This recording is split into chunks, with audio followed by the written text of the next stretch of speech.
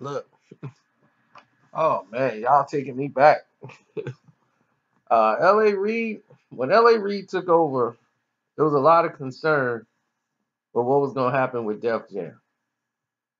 Def Jam got to the point where their big artists that they signed weren't bringing in any returns like they thought, like anymore. Like Ja Rule was basically evaporated.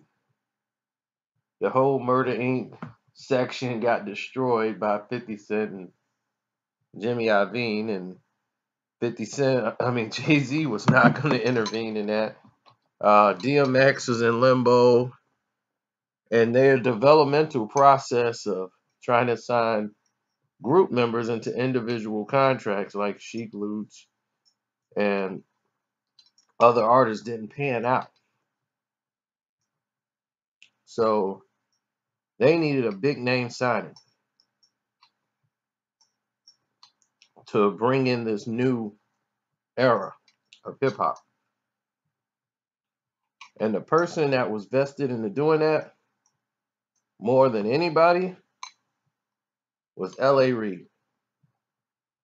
They was like, L.A. Reid, what are you gonna do going to Def Jam, which is pretty much a rap label?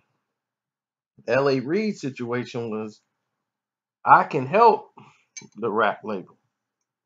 Everybody's like, oh no. He's like, no, I know what's wrong with it and I know how to fix it. And the way he was wanted to fix it was to take out too many words in rap. They're like, too many words? That don't even make sense. He's like, no, it's too many words in rap. We need more music. It's too much talking. We need more music and less talking, and then you'll see. So basically, what L.A. Reid was talking about is exactly what's selling now. People are not making songs; they're just making a hook and just letting the hook go for the whole song.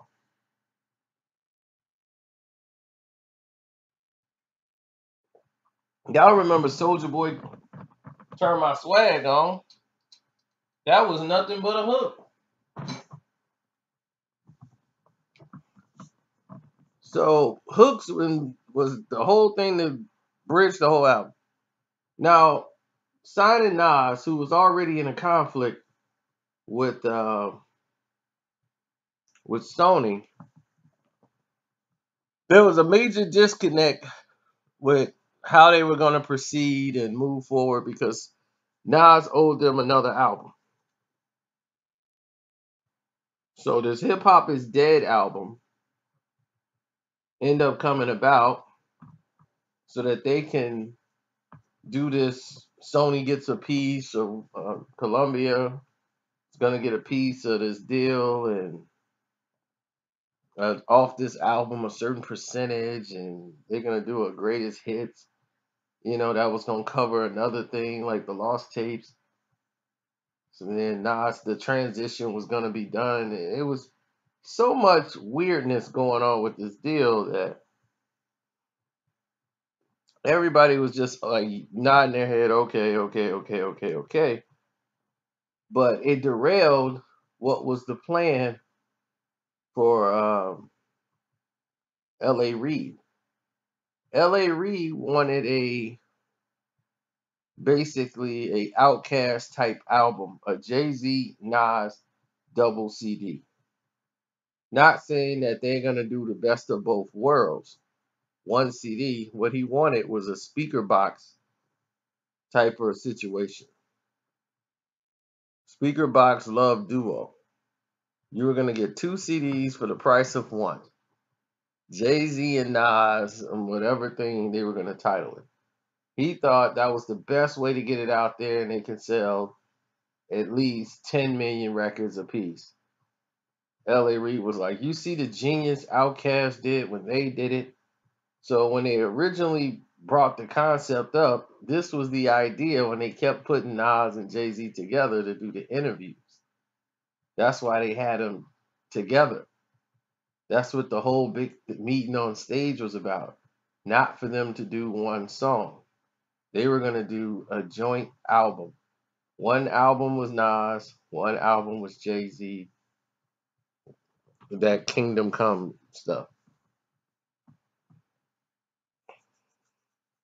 They were gonna have a collection of songs of at least 3 or 4 songs where they were featured on each other's records.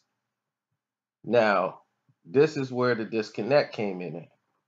Creatively, Jay kind of didn't want to go down this road.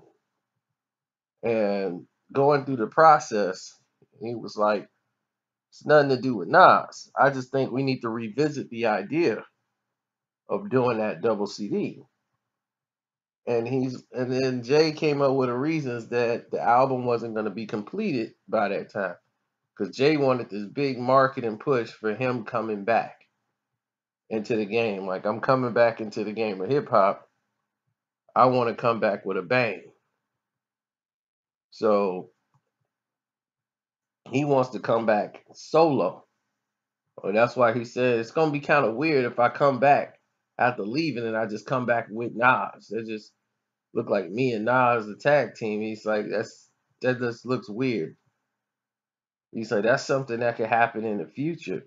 But let us get our solo albums out first and let them, stand on their own. I think they're strong enough to stand on their own because Jay was thinking Kingdom Come album was gonna sell at least 6 to 7 million records.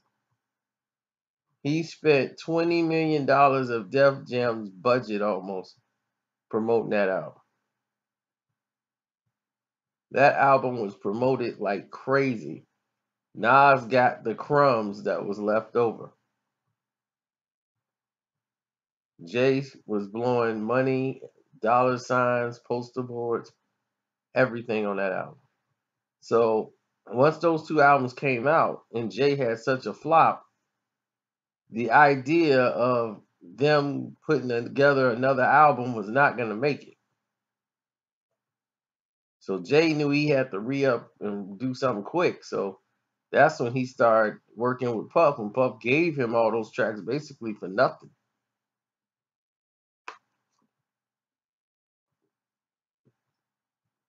Then he made an unofficial soundtrack to the movie American Gangster.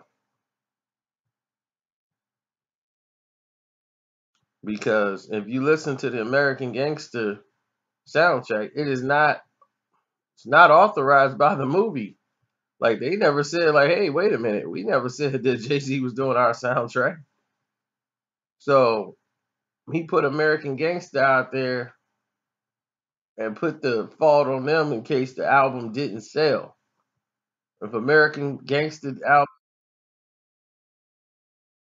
didn't go down or didn't come out well, he could blame all of that on the fact that, oh, that's just a soundtrack. I was just doing it for them. It's not a Jay-Z album. But its overall success and the new direction it was taking was a lot different than Kingdom Come. So they were able to grow. And when you're able to grow, you can push things into certain directions and make them fit. But by this time, Nas and the whole album situation, it was not going to work.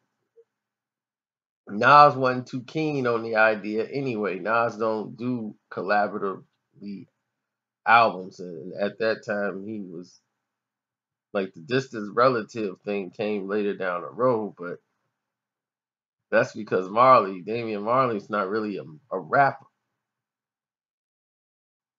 So to see this take place the way it did was pretty interesting. But that would have been a cool concept though, to see Jay-Z album and then Nas album, like a speaker box situation. I think that would have been pretty cool to just see and witness. And L.A. Reid told them they made a mistake not doing it because they would have sold at least 10 million records. Because he's like, you guys are bigger than Outkast, and look at them. But it's all about the continuity, in my opinion. Jay and Nas on the same song, like Black Republicans got leaked so bad that it killed the effects of the song coming out when it was on Nas' album. They were supposed to do more songs, but they both were pissed off how the song got leaked out like weeks before it was even, on a Nas's album. By the time you saw or heard Nas' album, you had black Republicans everywhere. Like everybody had heard the song. And I mean, it was like immediately after they did the song, it's on the streets. So that defeated a whole money load of progress they had made pitching the Nas and Jay, and they doing interviews, sitting together. To people thought like they had a problem with each other, but they were really both upset about the actual leak of the song.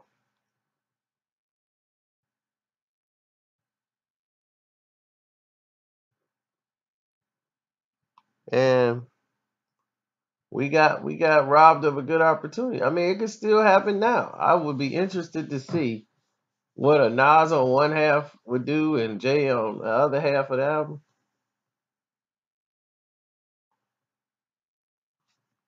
That'd be cool. What y'all think?